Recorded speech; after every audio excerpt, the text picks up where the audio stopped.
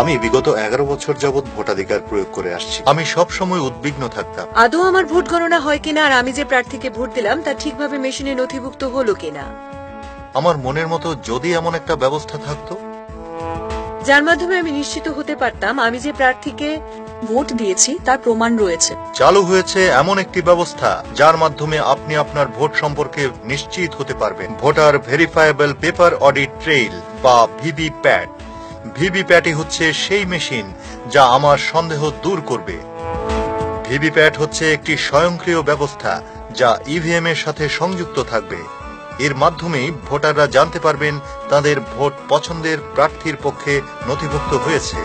VVPAT এবং EVM ব্যবহার করে কিভাবে ভোটাধিকার প্রয়োগ করবেন। স্টেপ 1, নির্বাচনী বুথে প্রবেশ করুন। আপনি যখন ভোটদান কম্পার্টমেন্টে প্রবেশ করবেন তখন সংশ্লিষ্ট প্রিসাইডিং অফিসার ব্যালট ইউনিটকে সক্রিয় করবেন।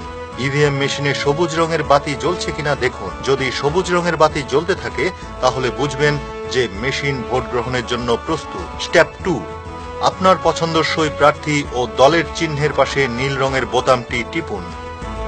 স্টেপ 3, দেখুন আপনার নির্বাচিত প্রার্থী ও চিহ্নের পাশে লাল রঙের বাতি জ্বলছে কিনা। স্টেপ 4, এবার প্রিন্ট দেখুন।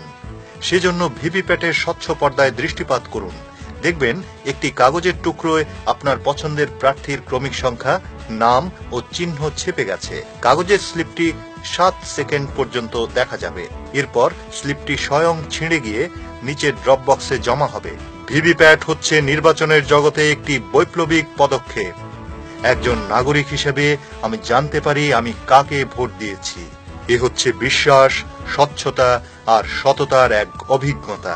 এটা হচ্ছে যাচাই করার একটা পদ্ধতি এবং নির্বাচকদের সন্তুষ্টির এক মাধ্যম। ভিভিপ্যাটের পর্দায় না তাকিয়ে বুথ থেকে বেরিয়ে যাবেন না। এটাই হচ্ছে ভোটদান প্রক্রিয়ার উত্তম পদক্ষেপ।